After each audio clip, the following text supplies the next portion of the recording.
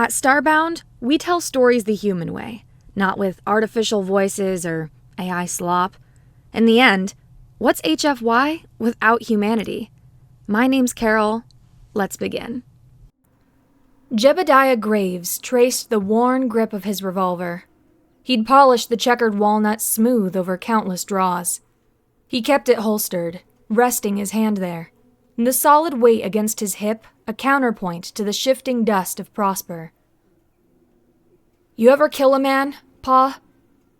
The question came from his son, Cody, who stood opposite him at the fence post they were mending.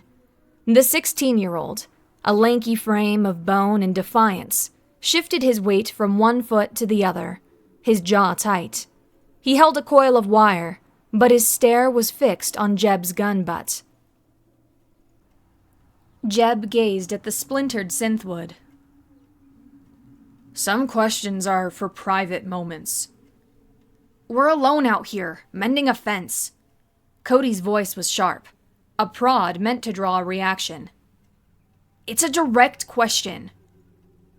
"Direct questions demand complex answers." Jeb took the coil from him. He worked the wire through the drilled holes, pulling it taut with practiced ease. He applied the same patience to building this ranch that he once used to break vaults. Both required a feel for tension. Cody kicked at a clump of reddish dirt. "The kids in town, they tell stories about Jebediah Graves, the specter of the central systems. They say you could open any lock, walk through any wall."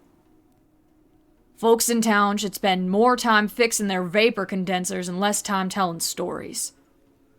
"They say you left everyone alive," Cody pressed, lowering his voice. "Is that true?" Jeb pulled the wire taut, the synthwood groaning as it came flush with the post. He tested its strength, then looked at his son. Cody had his mother's stubborn jaw, but a familiar hunger looked out from his eyes.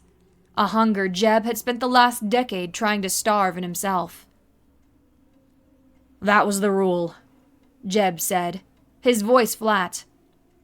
"Clean exits. Bodies draw attention. Attention brings marshals.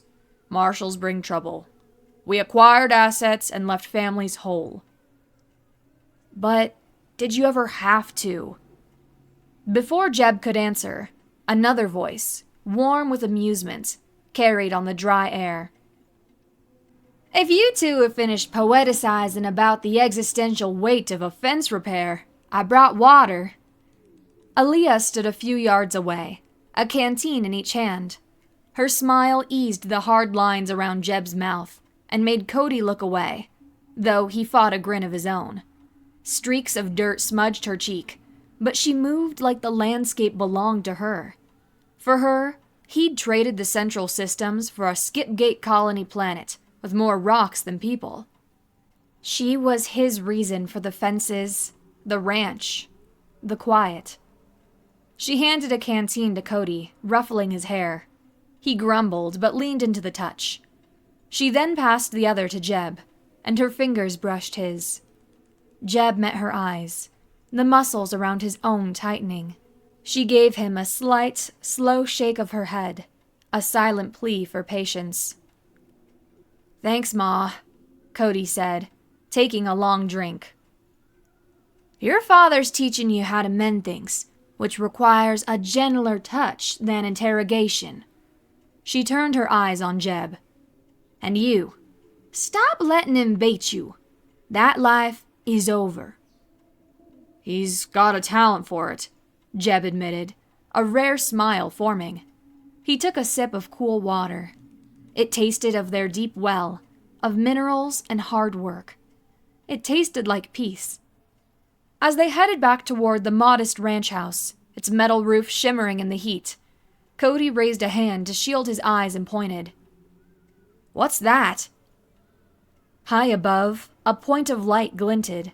Its path's erratic motion stood in stark contrast to the steady arcs of comm satellites and freight haulers. Jeb watched it for a moment. A familiar, unwelcome feeling tightened his gut. The same instinct he used to get just before a job went sideways. "Weather satellite," he said. "Probably a reflection off a solar panel." He put a hand on Cody's shoulder and guided him toward the house. Aaliyah walked beside him, her eyes on his. She followed his gaze to the sky. A matching unease settled in her. The fence post was a distraction. The water pump posed the real problem. The main submersible unit that drew from the aquifer had seized up. Jeb diagnosed its bearings as ground to a fine metallic powder. Life on Prosper was a constant fight against dust and decay. And today, the pump's grinding bearings signaled a victory for decay. "It needs a new hydrostatic bearing," Jeb announced, wiping grease and grime from his hands onto an already stained rag. "Fabricating one here requires equipment we lack. We'll have to ride into prosperity." Cody, who leaned against the well housing, straightened up. "I'll stay. Keep an eye on the place." "No," Jeb said, his tone final. "You'll come with me. You need to learn how to service one of these things. One day you'll have to do this for yourself." "I can handle a rifle better than I can a wrench," Cody shot back. I can protect the ranch. Protect Ma." The words hung in the air. The boy postured as a protector, a man. Desperation radiated from his stance.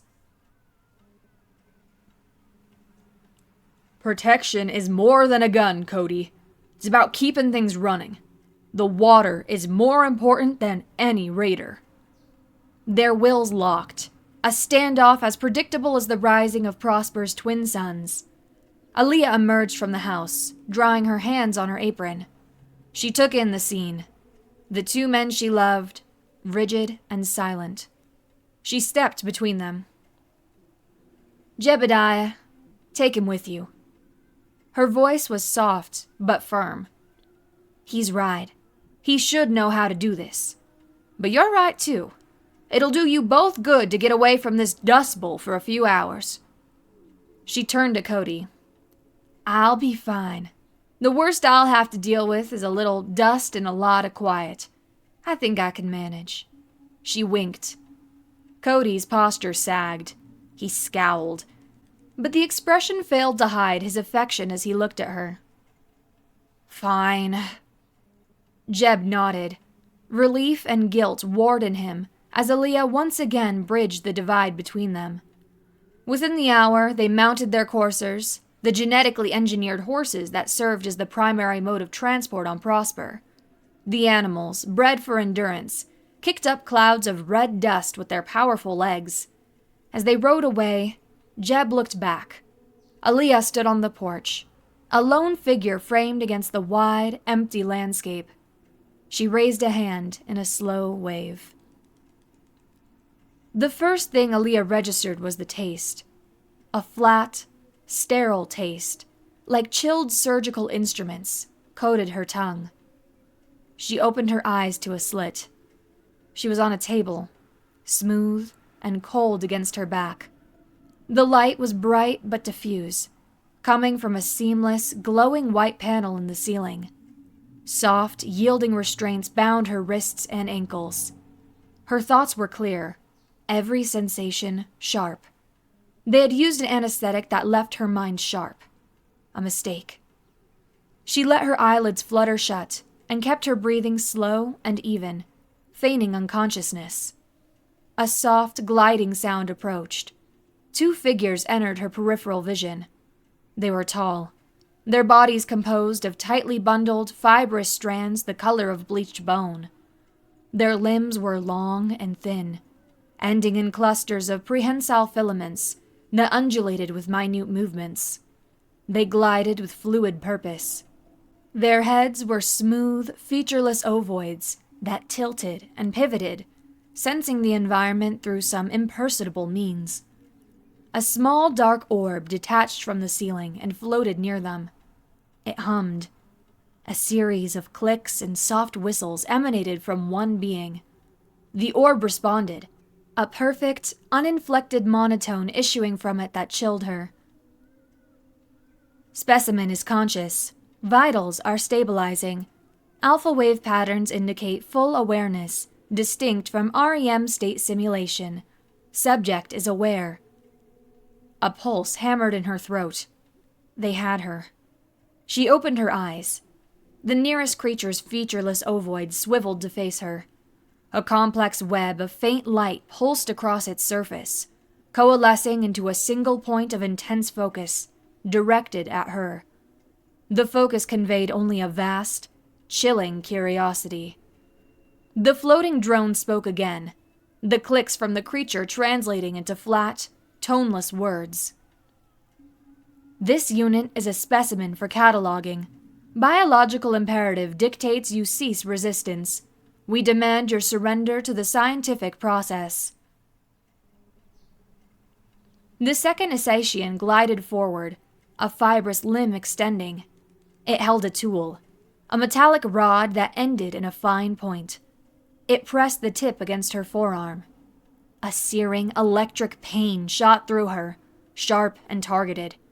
A calculated nerve stimulus, designed to elicit a maximum response with minimal tissue damage. Aaliyah clenched her jaw, trapping a scream in her throat. She forced her body to remain still, her muscles screaming in protest.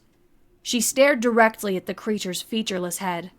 She denied them the data point, the satisfaction of a panicked animal's reaction. She understood. This was an assessment, and she would play her part.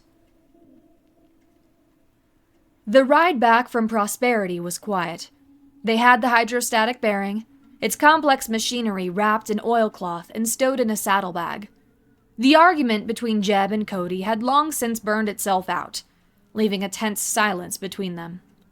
Cody stared at the horizon, his jaw tight. Jeb watched the path ahead, his thoughts miles away, back in a life he'd fought to bury.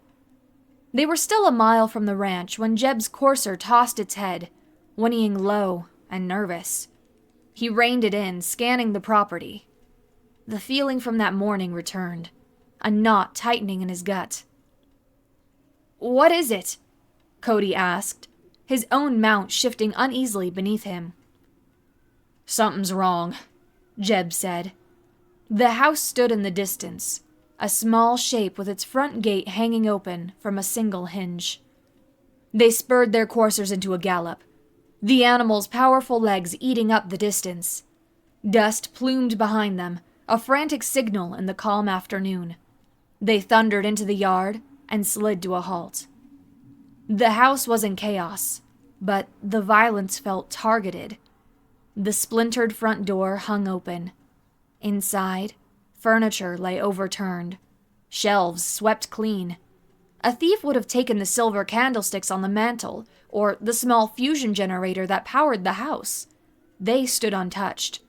This was a struggle, a capture. Aaliyah was gone. On the floor near the overturned kitchen table lay a single spent shotgun shell. Aaliyah's old pump action. She'd put up a fight. Near it, something glinted. Jeb knelt, his heart a cold, heavy stone in his chest. A shard of the same polished, bone-white fiber as the aliens' bodies hummed with a faint residual energy. A deep cold radiated from it.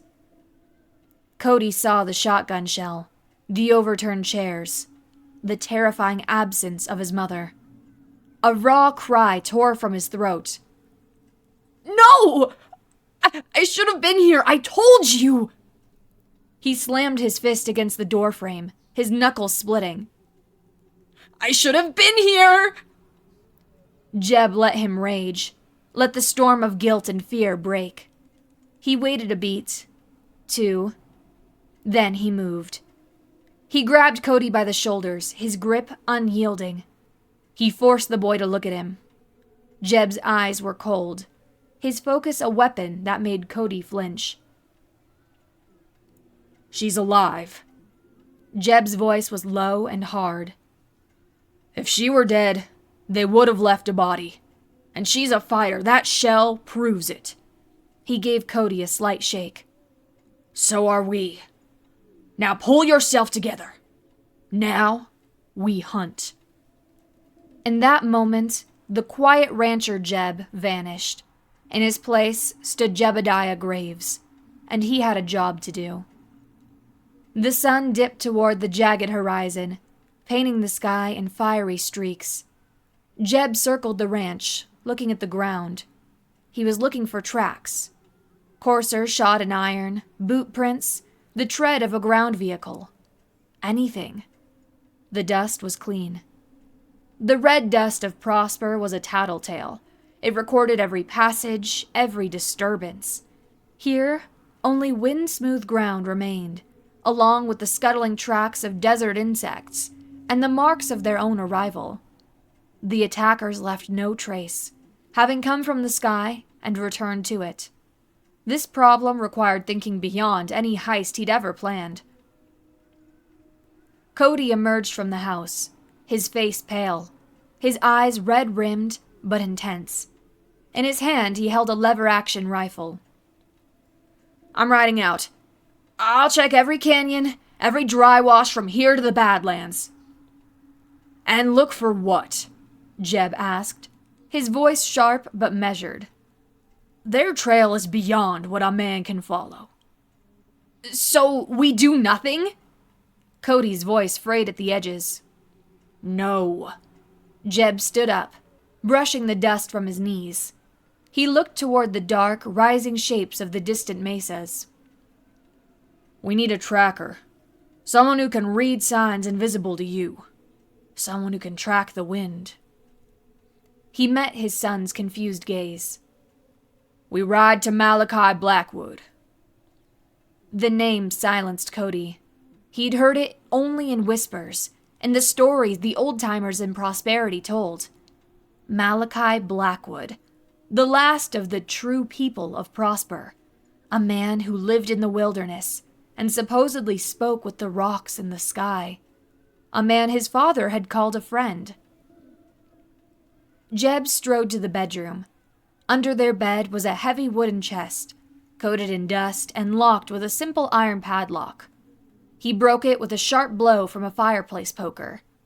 Inside, his past lay nestled in oilcloth. He lifted out a gun belt, the leather dark and supple. He had worn the holster smooth. He strapped it around his waist, the weight settling on his hips. Then he took out the revolver. A custom piece. A 6-shot kinetic firearm with a heavy barrel and a hair trigger. A relic. He checked the action, the cylinder spinning with a soft, menacing click. He also pulled out a heavy-caliber rifle, a long-range kinetic weapon that could punch a hole through the side of an armored transport, and several foil-wrapped bricks of industrial explosive, their markings faded with age. The way he handled them, a fluid and certain economy of motion, told Cody everything. This was a different man from his father, the rancher. This was Jebediah Graves, the specter of the Central Systems, and he armed himself for war. They found Malachi Blackwood where he always was, in a place where the earth held its secrets close. A narrow, winding canyon, where ancient water had carved walls streaked with millennia of mineral deposits.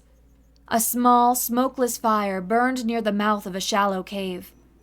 Malachi sat beside it, sharpening a knife on a whetstone. He seemed carved from the landscape itself.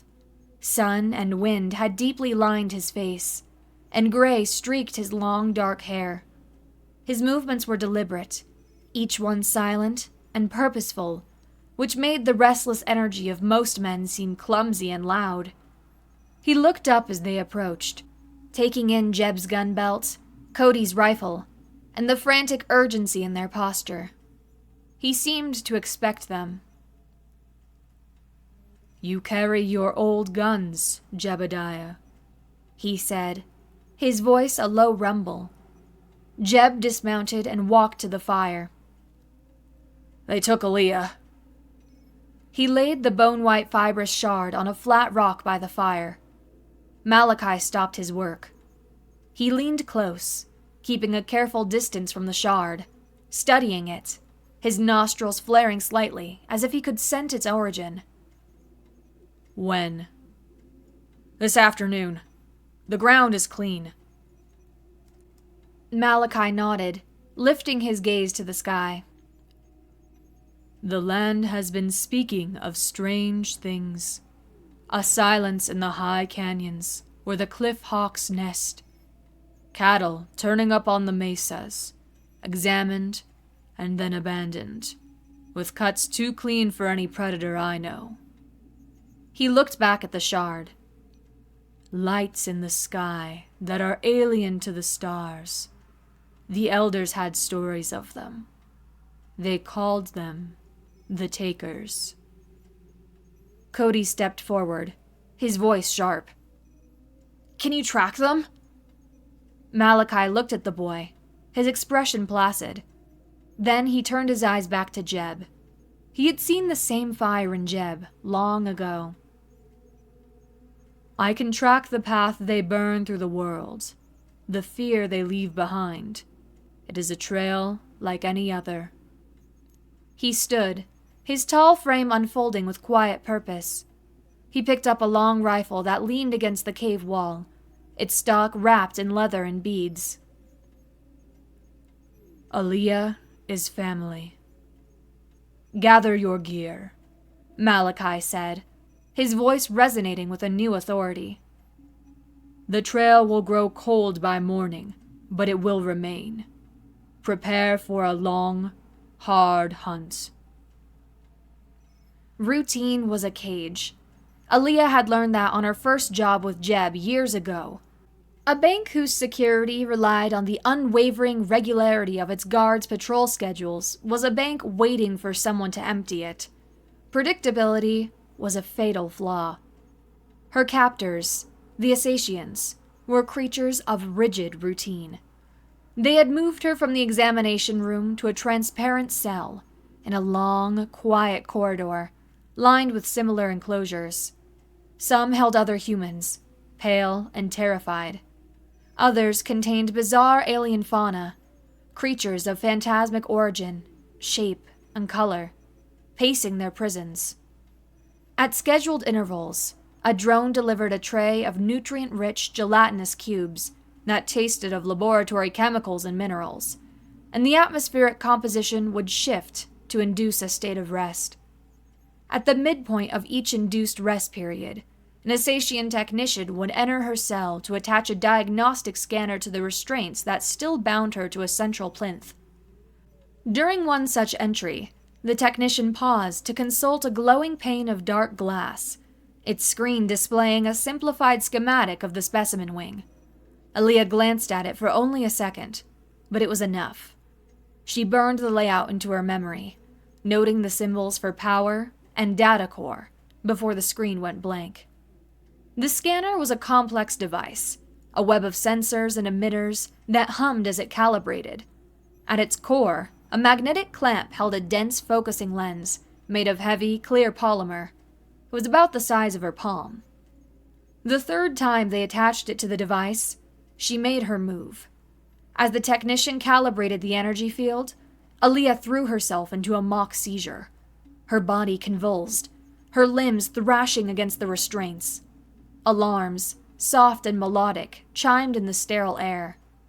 The Assacians reacted with clinical detachment. One administered a mild sedative. In the brief moment of confusion as they adjusted the scanner to compensate for her movements, she gripped the focusing lens. Its magnetic clamp was strong, but her feigned thrashing provided the perfect cover. She twisted. A tiny click, a sound she could only feel, vibrated through her hand. It had loosened. Over the next 2 induced rest periods, she repeated the performance, each time feigning a different neurological symptom, each time using the resulting adjustments to work the lens free. They registered a biological specimen reacting to stimuli, and overlooked the intelligent agent manipulating their procedure. On the 5th examination, it came loose. As the technician turned to adjust a console, she palmed the heavy, smooth object. It was a solid piece of polymer that felt like a weapon in her hand. She tucked it into the loose waistband of her jumpsuit. Their rigid adherence to process was their cage, and she had just stolen the key. Malachi led them, reading subtle signs Jeb and Cody overlooked. He moved through the Badlands with a certainty that unnerved Cody and impressed Jeb. He followed the absence of things. "Here," Malachi said, stopping his courser and dismounting. He gestured to a patch of scrub brush. "The rock lizards should be sunning themselves. They have vanished." A little further on, he pointed to the ground. "The air is still, yet something disturbed the dust here. A heavy weight settled here, hovering above the ground." They found scorch marks on canyon walls, perfect geometric patterns that had burned into the ancient stone. They followed the subtle scars the aliens left, a trail of unnatural disturbances. Late in the afternoon, they crested a windswept ridge. Below them lay a small, grassy valley, an oasis of green in the red desert. A herd of cattle gathered there. They stood motionless, their heads drooping, their eyes glassy and vacant. They stood inert. Cody raised his rifle. "They're suffering. We should put them down." "No," Jeb said, his voice a low command. He put a hand on Cody's rifle, lowering it. "Look closer." Each cow had a small metallic disc, the size of a coin, embedded in its skull just above the eyes. The discs pulsed with a faint, blue light. Malachi spoke, his voice grim. "This is a lure." The words still hung in the air when a shadow fell over them. They looked up. A sleek, dark craft, shaped like a flattened teardrop, descended from the sky. Its grav propulsion system displaced the air with a silent, oppressive force. It hovered 100 feet above the valley floor. Panels slid open on its underside, and 3 machines detached. They were drones, tripedal constructs that moved on articulated legs like metallic insects, a central optical sensor burning with a red light. They scuttled toward the rocks where Jeb, Cody, and Malachi had taken cover. Jeb and Malachi opened fire simultaneously. The crack of Jeb's heavy rifle and the deeper boom of Malachi's antique weapon echoed through the canyon. Bullets, heavy slugs of lead and steel, slammed into the lead drone. They sparked and ricocheted off its dark armor, only scratching the surface. The drone's response was immediate and devastating. A silent beam of incandescence erupted from a weapon mounted beneath its chassis. It struck the rock face inches from Jeb's head, and the stone exploded into superheated dust and molten slag. "Cover!" Jeb yelled, diving behind a larger boulder. Cody worked his lever action, the shots coming fast. They sparked harmlessly against the drone's armor. A second drone targeted his position, chewing up his cover with calculated blasts. "Their armor is too strong!" Jeb shouted over the din. He calculated angles, assessed the lethal new variables of the fight. He looked up at the canyon wall above the drones. It was a mess of loose rock and scree, an avalanche waiting for a trigger. He caught Malachi's eye and jerked his head toward the unstable cliff face. Malachi nodded once, his expression grim. He understood. "Cody!" Jeb yelled. "The red eye! Keep his head down!" The clarity of a direct order replacing his fear, Cody focused his aim. He worked the lever of his rifle, sending a steady stream of bullets toward the drone pinning him down. The shots sparked off its armored lens casing, but the constant impacts made it hesitate, its targeting beam wavering. The opening they needed. While Jeb laid down suppressing fire on the second drone, Malachi scrambled to a new position. He aimed his powerful rifle above them, targeting a key rock outcropping that served as the linchpin for the entire scree slope. He fired once. The bullet struck home with a sharp crack. For a moment, the cliff held. Then, with a deep groan, the mountainside gave way. Tons of rock and dust tumbled down into the narrow valley, a thundering, grinding wave of stone and earth. It buried the heavily armored drones, trapping them. One vanished completely. The tide of debris knocked the other two from their legs, where they struggled in the shifting stone, their sensors momentarily blinded by the dust. "Go, now!" Jeb commanded. They broke from cover and ran, scrambling over the rocky terrain, heading for the labyrinthine maze of narrow slot canyons where the ship was too large to follow. As they fled, Cody glanced back. One drone had managed to right itself and was struggling to pull a leg free from a pile of boulders. Its armor dented, but intact. A joint, previously covered, now lay exposed, sparking with damaged circuitry. On impulse, Cody stopped, raised his rifle, and took a single, deliberate shot. The bullet hit the exposed joint. The drone convulsed, its red eye flickering, and then it went dark and fell silent. He sprinted to the downed machine.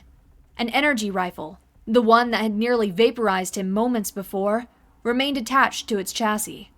He wrenched it free, the weapon light, its strange alien alloy warm to the touch. He caught up to Jeb and Malachi at the mouth of the canyon, his chest heaving, the alien weapon clutched in his hands. They had survived, armed with a new weapon, and a flicker of something new ignited in Cody's eyes.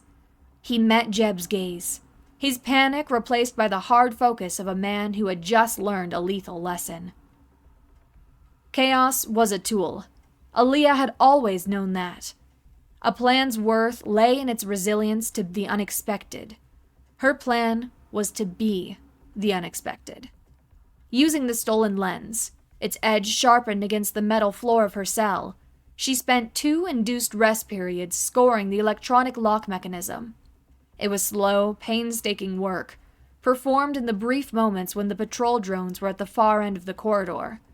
The heavy polymer worked like a crude but effective file, grinding away at the delicate circuitry. With a soft spark and a puff of acrid smoke, the lock disengaged. The transparent panel of her cell slid open with a soft hiss. Her goal was more than freedom, more than escape. She had to hurt them, to introduce a fatal flaw into their sterile, ordered system. Her target was the ship's local specimen data core, the repository of all the research they had conducted on this world. But first, she needed a diversion, a big one. She moved down the corridor, a silent figure in a gray jumpsuit. She bypassed her own cell's external release, then moved to the next one, containing a terrified family from a neighboring settlement. She shorted the lock, then the next, and the next. She went beyond the humans to the alien enclosures, a cage holding a quadrupedal feline creature with shimmering, quill-like fur, a tank containing a floating gelatinous being that pulsed with an agitated, soft light from within its mass, a pen with a lumbering beast from some unknown world, its hide like wrinkled stone. She opened them all. A multi-species stampede thundered through the pristine corridors of the Asatian vessel. Alarms blared, sharp and insistent. Drones descended, trying to restore order, but the unpredictable terror of a dozen different life forms fighting for their freedom overwhelmed them. Amid the chaos, Aaliyah ran against the tide, heading for the data core. She found it in a quiet, circular room, walls lined with humming, glowing consoles. Though the scrolling alien glyphs were meaningless to her, she understood the universal language of technology. She raised the heavy lens and brought it down with all her strength on the nearest console. The screen shattered, spraying polymer dust. She moved down the line, smashing, tearing, and destroying. She found the main power conduit, a thick, pulsating cable feeding the entire system. She used the lens's sharp edge to slice through the outer casing, exposing the glowing wires within. She jammed the lens deep into the conduit.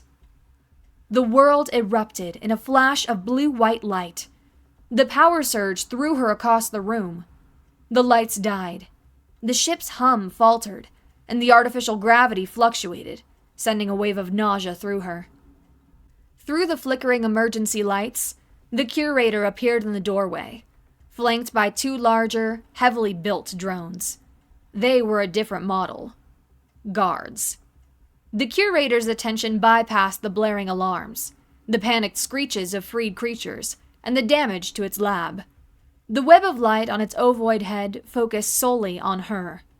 Its posture communicated only a profound, chilling, and now heightened curiosity.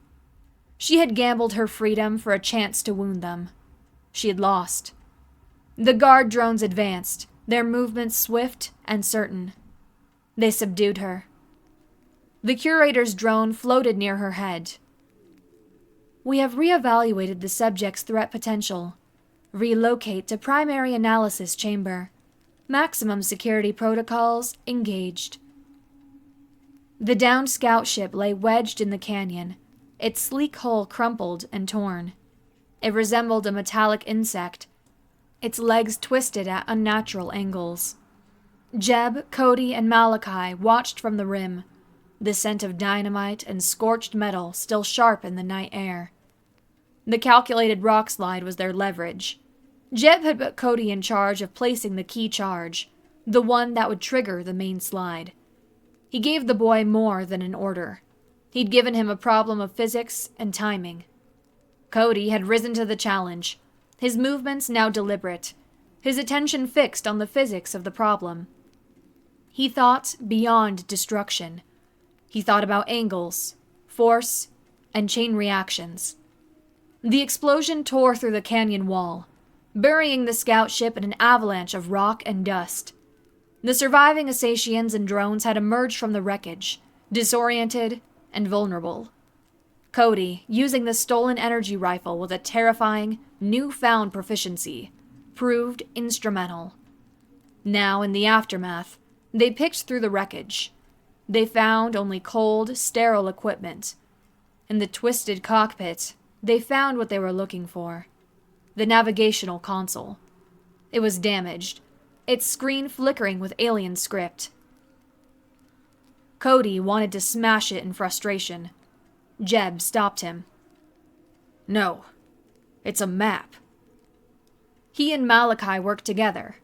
Jeb applied the logic he'd once used for cracking codes to the alien interface. Malachi cross-referenced the topographical overlay with his own knowledge of the land, providing context. It's a repeating flight path, Jeb muttered, tracing a glowing line on the screen.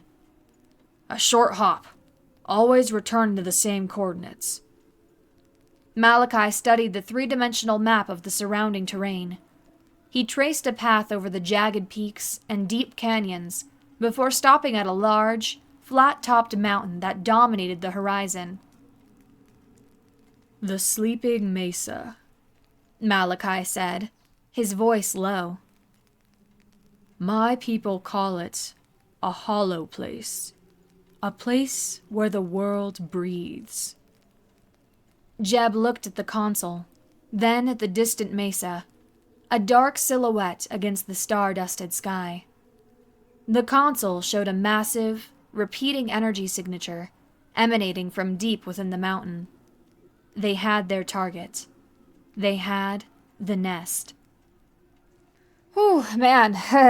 Sorry, Carol here again. But this story is starting to kill me with all the suspense. I don't know about you guys, but I'm a sucker for classic westerns. I wish I was out there, riding in the canyons, instead of sitting at my desk. Though, I will say, after having lived in southern Utah for a few months now, I have had quite enough red dust in my life. Ugh. If you guys have been enjoying this story as much as I have, I humbly ask that you leave a like on the video. If not for me, at least for our writers, who have done I will say, a fantastic job here creating such vivid imagery. If you don't leave a like, my boss might not be too happy with me, and maybe I will go run off to be a cowboy. But before I do that, let me at least finish this story for you guys. Aaliyah awoke in a different room. This one was softer, the light warmer. She sat in a comfortable chair that molded to her form, her limbs free of restraints. The curator stood before her, alone, except for its ever-present translation drone. The guard drones had departed.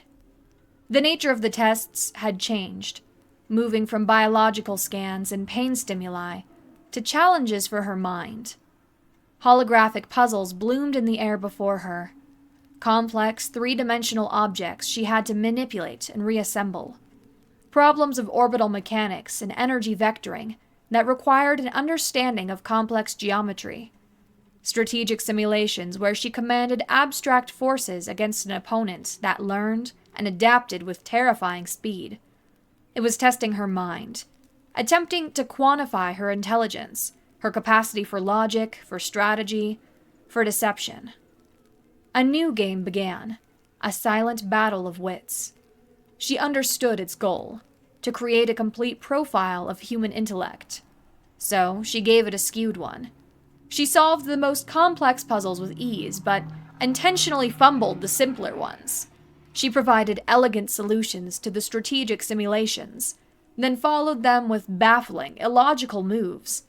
She was feeding it contradictory data, polluting the purity of its research. She engaged, asking questions through the drone. "Why are you doing this? What is your purpose?" The drone's monotone reply was chilling in its simplicity. "We collect. We catalog. We understand." "You see us as animals, as cattle." The distinction between animal and sentient is a matter of biological complexity. Your species exhibits a high degree of complexity. It is fascinating. During a simulation, after she executed a feint layered with feints, trapping the AI opponents in a feedback loop of its own predictive errors, the curator made a series of soft, rapid clicks, the first hint of an emotional response she had detected from the creature. The drone's voice remained flat, but the words were new.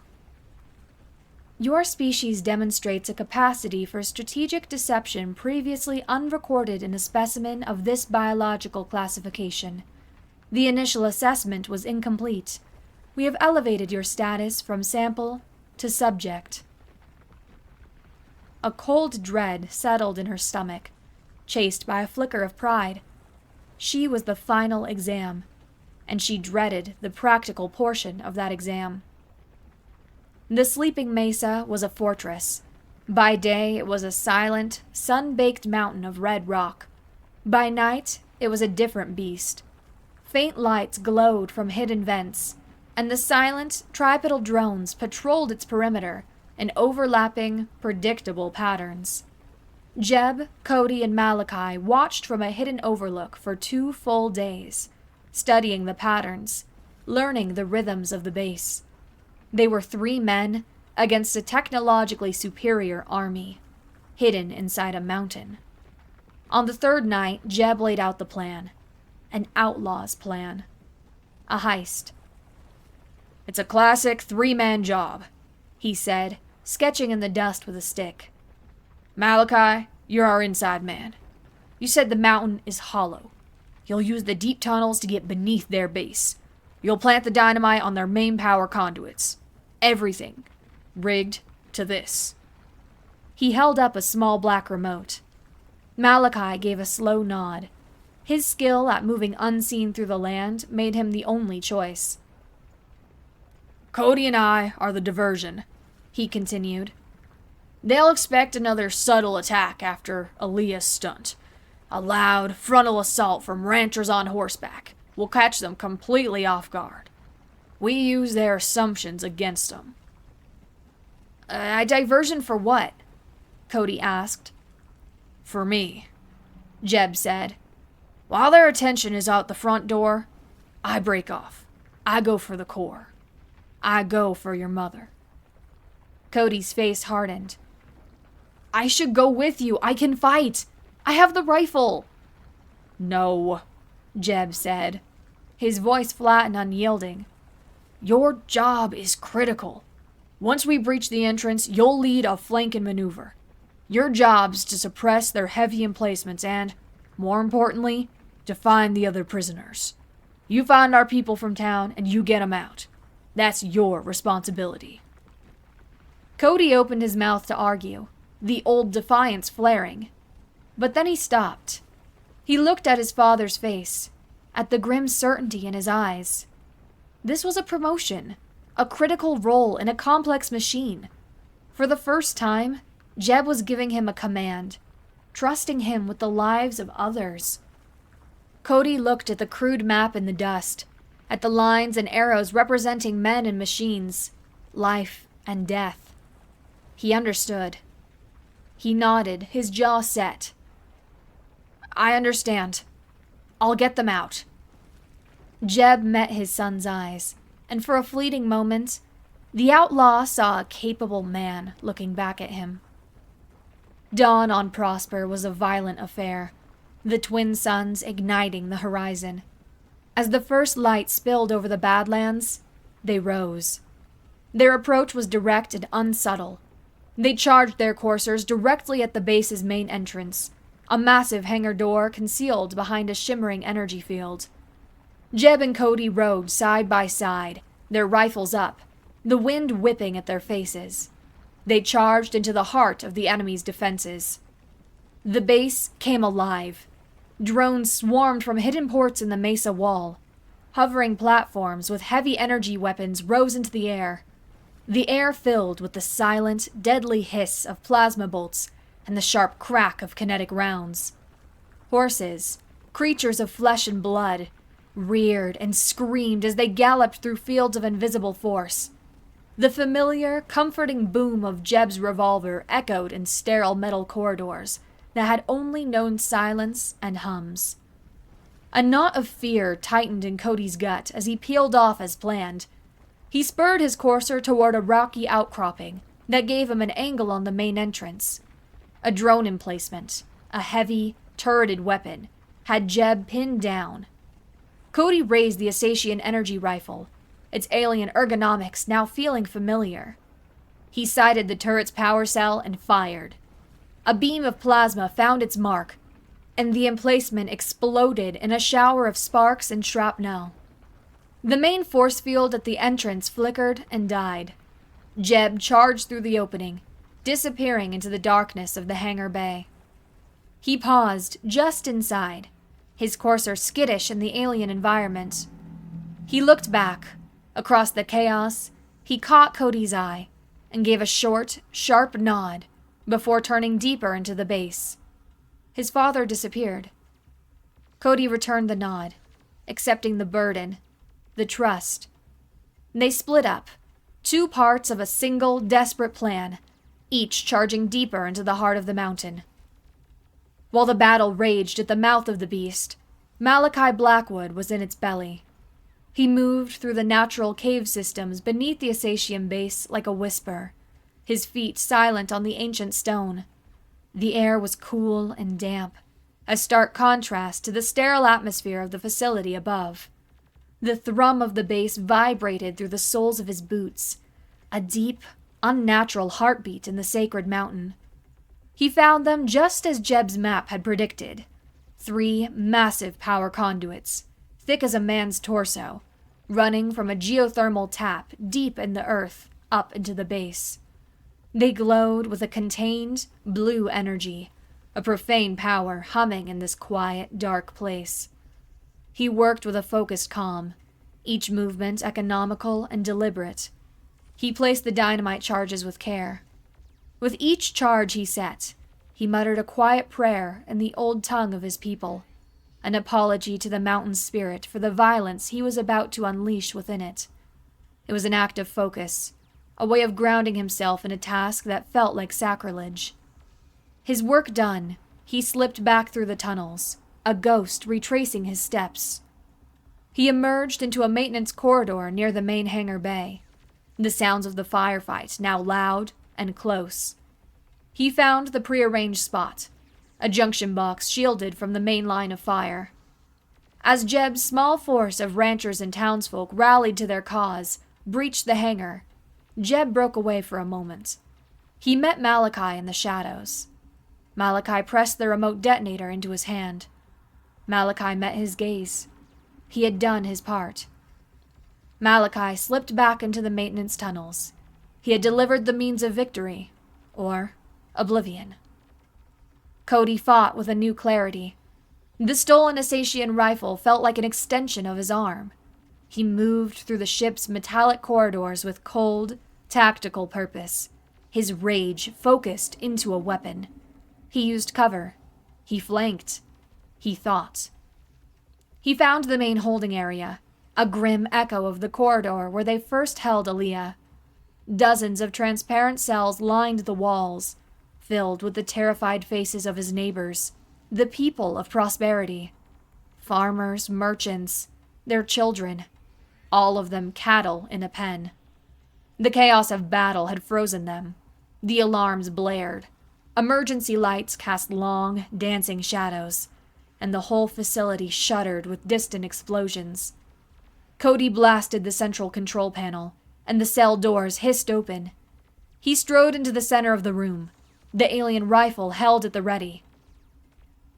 "Everyone, listen to me!" His voice, though still a youth's, rang with an authority that steadied them. "I'm getting you out of here, but you have to move. Now!" He calmed them, his words sharp and direct. He organized them, pushing the able-bodied to the front. He found a locker filled with Asatian tools, heavy, metallic implements. He armed the ones who could fight, turning a panicked mob into a desperate, makeshift militia. He led them out, orchestrating a fighting retreat through the corridors. They were a strange procession. Farmers with alien crowbars fighting alongside a boy with a futuristic rifle. A security drone rounded a corner, its red eye fixing on a small child who had stumbled and fallen. Cody threw himself in front of the child, raising his rifle and firing. The drone fired at the same instant. The plasma bolt slammed into Cody's left arm. Searing heat shot through his arm, a pain so intense it left only numbness behind. He clenched his jaw against the agony and fired again, his one good arm holding the rifle steady. The blast hit the drone square in its optical sensor, and it exploded. He stumbled back, clutching his burned arm, but he held his ground, a defiant sentinel guarding the path to freedom. Jeb followed the signs of struggle deeper into the ship. Aaliyah's struggle. A smashed console here, a shorted-out door panel there. She had left a trail for him, a path of calculated destruction. It led him to the heart of the ship, a vast, circular chamber that resembled a cross between an observatory and a laboratory. The ceiling was a dome of shimmering energy, showing the star-dusted cosmos outside. In the center of the room, Aaliyah lay on an examination table, partially restrained. The curator stood over her. It held a complex instrument, a silver device that ended in a cluster of needles and energy emitters. It glowed with a soft, ominous light. Two of the heavy guard drones stood nearby, silent and menacing. Jeb raised his revolver, the heavy weapon settling into his grip like a long-lost limb. The hammer clicked back with a sound that was deafening in the quiet room. "Get away from her!" The curator's featureless ovoid swiveled toward him. The guard drones shifted, their weapon ports opening. Aaliyah twisted against her restraints, her eyes wide. "Jeb, don't! It's not what you think!" Jeb hesitated. His finger was tight on the trigger, every instinct screaming at him to fire, to eliminate the threat. But he trusted Aaliyah more than he trusted his own instincts. He looked closer, forcing himself to see the scene as the analyst he used to be. The curator's actions were clinical, a study rather than torture. The instrument was a scanner, recording her biosigns, the frantic rhythm of her heart, the electrical signals in her brain. This was a hostage situation, but the ransom was data. This was a different game entirely. The curator's translation drone floated forward, its voice cutting through the tense silence like a scalpel. Your aggression is a predictable variable, a logical, if unrefined, response to the perceived threat against a mate pair. The curator gestured with the complex instrument, aiming its glowing tip at Aaliyah's heart. We are cataloging the physiological response to mortal threat in a high-intellect specimen. The data will be invaluable. Jeb looked at the intricate alien device, a marvel of advanced science. He looked at the creature, a being of immense intelligence and cold, clinical curiosity. He looked down at the simple, 6-shot revolver in his own hand, a machine of springs and levers and controlled explosions. A low chuckle escaped him, growing into a full, disbelieving laugh that echoed in the sterile chamber. It was the laugh of a man who had just seen the punchline to a cosmic joke. He lowered his revolver slightly. With his free hand, he reached into his pocket, pulled out a single, brass-cased bullet, and with a deliberate, theatrical click, he slotted it into the one empty chamber in his gun cylinder. He spun it shut. "You're gonna poke her with that thing?" he asked, his voice thick with a bone-deep incredulity. "After all this? After we brought this whole damn mountain down on your head?" He gestured with his gun barrel at the flickering lights, at the fine dust shaking loose from the ceiling from the distant battle. He grinned, a feral, dangerous expression. "That's your plan?" He holstered his revolver, the motion ingrained from 1,000 draws. In its place, he held up the small, black remote detonator Malachi had given him. He stated a simple, biological fact. "We are not cattle," he said, his voice now a low, cold whisper. "We're a virus. You just let us into your sterile little lab. Now, you will let her go. You will let my people go. You will take your ship and your notes and get the hell off my world." He held the detonator up, his thumb resting on the red button. "Or I push this button, and you can study us from ash." The web of light on the curator's head coalesced, focusing on the small device in Jeb's hand. The focal point shifted to Jeb's face, then to Aaliyah, who was watching her husband with a look of fierce, unyielding pride. The drone spoke, its monotone steady. "We have noted the threat of mutual destruction as a negotiating tactic. The data is sufficient." The curator lowered its instrument. It made a series of soft clicks. The guard drones powered down their weapons and stepped back. The drones backed away. The curator stood motionless, observing. It believed the negotiation was over. Jeb met Aaliyah's eyes. She nodded, a tiny movement. They had come this far to end it. Jeb pressed the button. A deep, grinding boom echoed from the roots of the mountain. The entire chamber shuddered violently. The energy dome overhead flickered and died, revealing the raw rock of the cavern.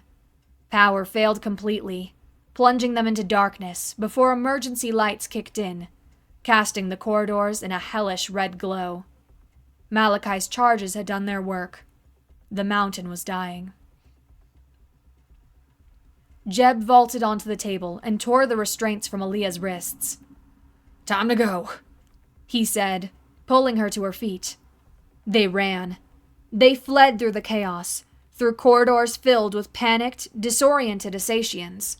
The aliens scrambled to save their ship, their life's work, from the collapsing mountain. They met Cody near the hangar bay. He was holding the main exit, his face pale and smeared with grime, his burned arm held tight against his body. Behind him, the last of the townsfolk were escaping into the dawn light. The family reunited amidst the destruction they had wrought. Jeb, Aaliyah, and Cody stood together for a single fleeting moment. Jeb put his hand on Cody's uninjured shoulder. They raced out of the crumbling entrance, out of the dark tunnels, and into the rising sun's blinding light. Behind them, the sleeping mesa groaned and fractured, great cracks racing up its sides. The ground shook as the mountain collapsed in on itself. From a safe distance, the Asatian archive vessel, a thing of sleek lines and silent power, lifted clumsily from the heart of the collapsing mesa. The vessel showed heavy damage, trailing smoke and shedding pieces of its hull.